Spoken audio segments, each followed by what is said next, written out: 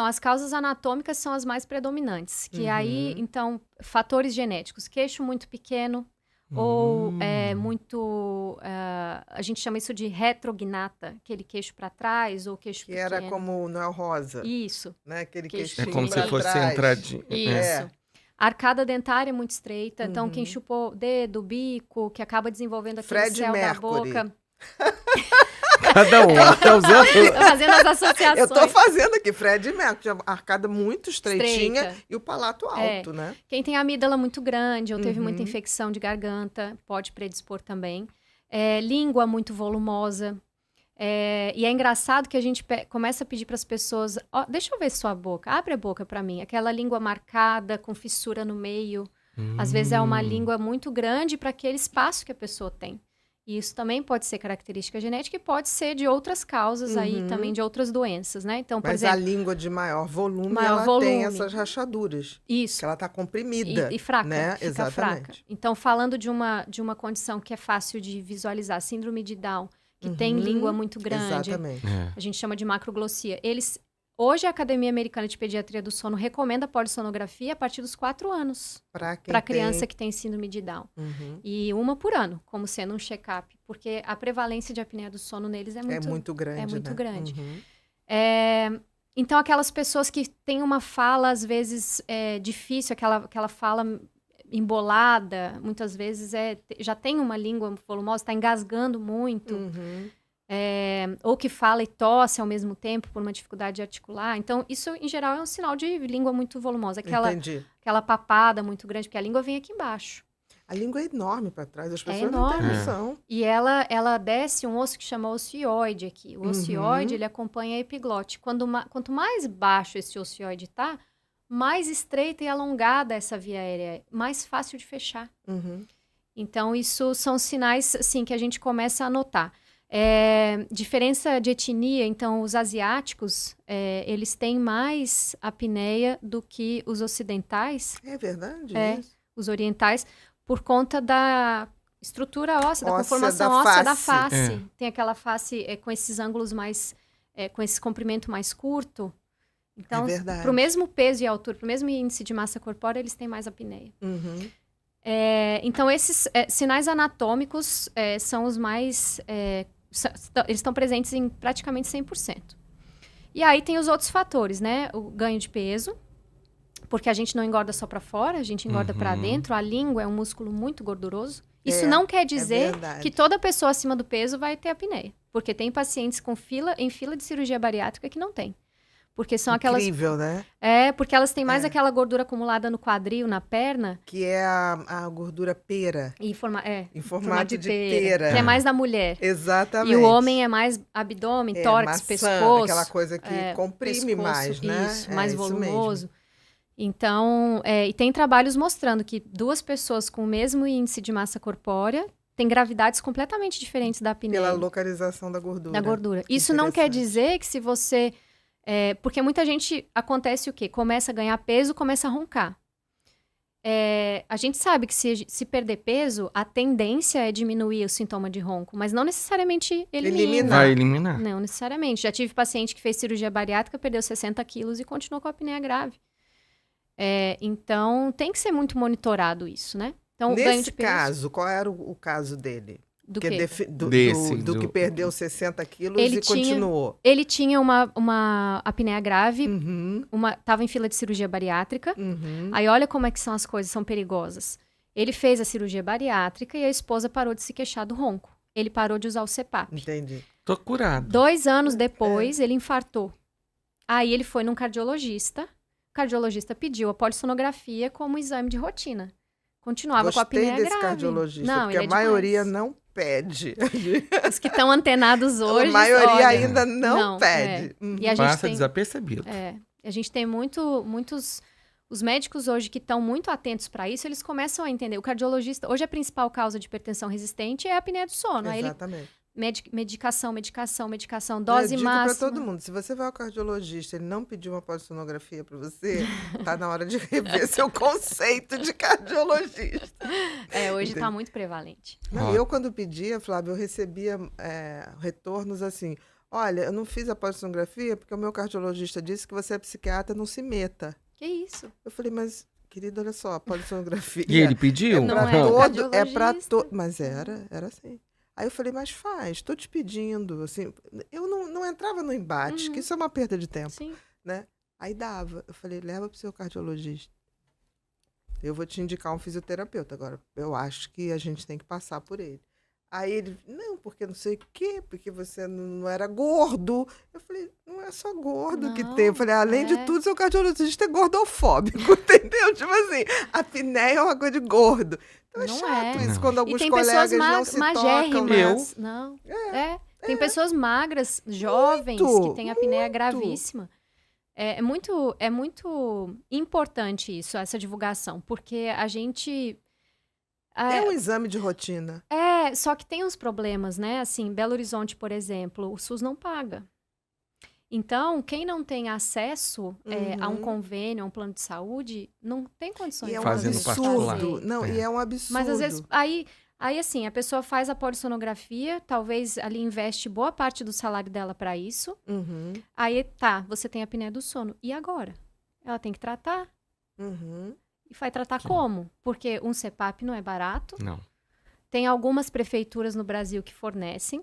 Uhum. Olha. Tem, que Tem. bom. Você tem uma A cidade. Prefeitura de Nova Lima, que é lá Uhum. pertinho de BH. Hoje tem um programa, eu fiquei super Que legal. feliz. Nossa, a gente tem que valorizar isso. Porque eles têm um programa do SUS mesmo, lá do... Eu esqueci o nome, tem um programa lá da Secretaria de Saúde deles, que eles fornecem Que CPAP para os legal. pacientes.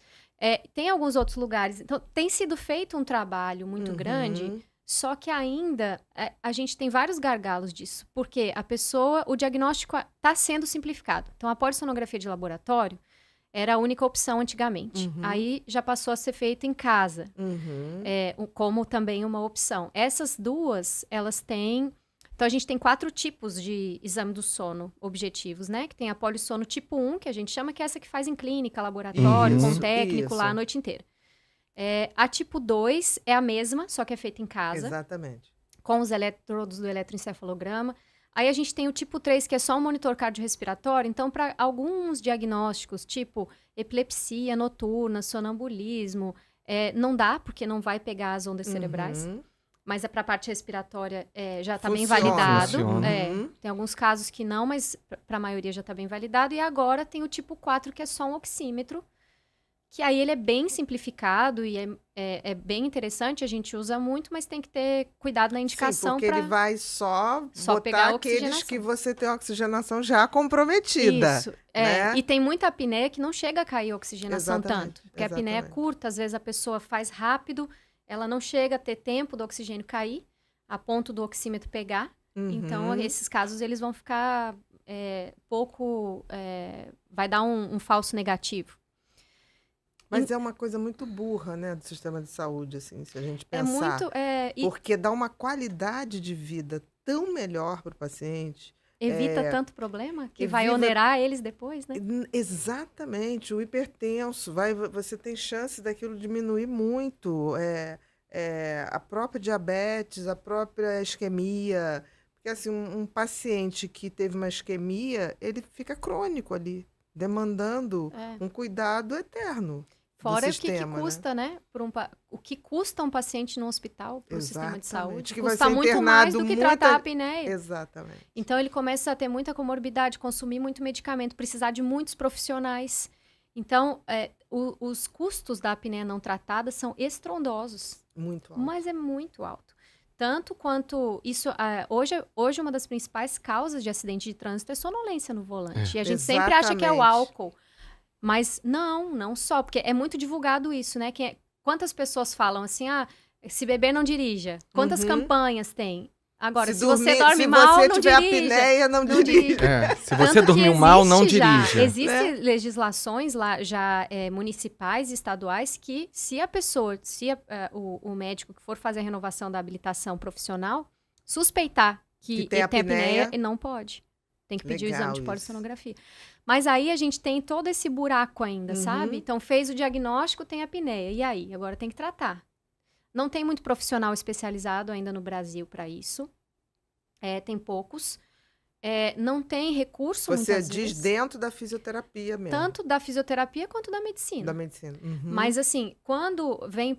hoje, o tratamento da apneia do sono é multiprofissional. Então, a Sim, gente tem sempre. dentistas do sono, Uhum. tem fonoaudiólogos do sono, a gente tem os psicólogos do sono, Uhum. a gente tem os fisioterapeutas do sono, tem nutricionistas se dedicando para isso, para a questão de perda de peso, Uhum. de mudança de hábitos alimentares, enfim. Então, hoje nós temos pouquíssimos profissionais Para capacitados. dar conta, né? De Da um demanda. volume, Foi o que você exato. falou, 30% da população é muita coisa. É muita coisa. É muita coisa. Então, hoje eu faço parte de um grupo É de muito mais do que fisioterapeutas. diabetes, é muito mais do que muito. hipertensão percentual. Se a gente muda, a gente vai melhorar muito em todas as outras áreas. Né? Não, mas é muito mais do que doenças já consagradas e que exigem esse E aí, tipo de atenção. eu sempre falo isso, né? Eu falo, gente, o quanto que custa um paciente com apneia do sono? Porque é muito alto, bilhões que custa por ano. Então, no Brasil a gente não tem essa estatística, pelo menos eu não conheço essa estatística, mas tem no Reino Unido, tem na Austrália, tem nos Estados Unidos. Custo, né? O custo de um paciente não tratado. Porque aí essa pessoa, ela não está só no consultório médico, ela está na igreja, ela está no clube, ela está na praça, ela está em todos os lugares. 30% Verdade. é muita gente. É muita coisa. Então, se a gente começa a perguntar, você ronca? É porque é um tabu um pouco falar de ronco, né? Se vira um pouco de chacota. Não, parece que tá chamando a pessoa de mal educada, de desleixada, não sei. Tem pessoas que se ofendem quando eu falo. Aí eu pergunto, não, eu não ronco. Não, mas você tem dificuldade para respirar dormindo? Alguém já te falou que você respira difícil dormindo? É uma forma também de chegar Você faz um barulhinho quando você... faz algum ruído. Que no fim das contas acaba a mesma sendo. coisa, Mas é muito prevalente, só que não é falado, né? Ou vira motivo de piada no grupo, de amigos e tal. Ih, quantos? E aí até a pessoa... E o corpo humano, ele se compensa, né? Então, uma apneia do sono numa pessoa de 20 anos, o impacto é completamente diferente, a mesma quantidade numa pessoa de 60. Que já está com todos os seus sistemas comprometidos, que já tem um monte de comorbidade, fragilidades... Então, o que mais tem assustado as pessoas hoje é a tal da perda da memória, o receio de ter Parkinson, Alzheimer, que estão hoje amplamente relacionados com a apneia do sono. Já vi isso acontecer com pacientes acima de 50 anos. Então, é uma consciência também que os geriatras, os neurologistas, eles estão pedindo a polissonografia. Ficar mais olhar. Porque o tratamento até é para você fazer o diagnóstico, né? Porque o que acontece muito...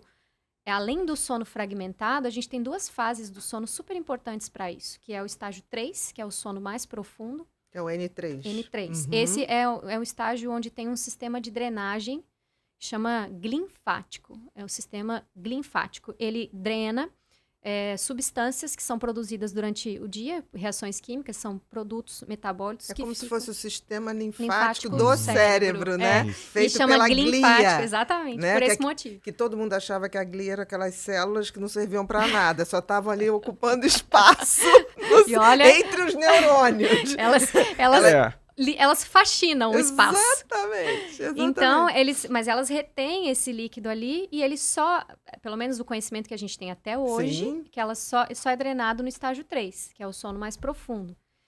E aí faz essa faxina no estágio 3 e o estágio seguinte é o sono REM, que é responsável pela consolidação da memória. Então, você faz uma limpeza. E o que são esses produtos? As tais proteína tal e beta-amiloide, que quando acumuladas, hoje são... Que tem que ser limpas. Tem que ser drenadas. Quando elas acumulam... A beta-amiloide, que é relacionada ao Alzheimer. Exatamente. Parkinson também. Exatamente. Então, só que qual que é a grande questão? Nem todo mundo consegue chegar no estágio 3 se tem um sono muito fragmentado. Não só pela apneia. Tem outros distúrbios de sono que fragmentam o sono. Movimentação excessiva de pernas. Tem outros. Movimento das pernas inquietas, pernas né? Inquietas, exatamente. E acontecem durante o sono. Então, o tempo inteiro, bruxismo. Tem outros distúrbios de sono. E aí, mas a apneia do sono associada a isso, a falta de oxigênio junto.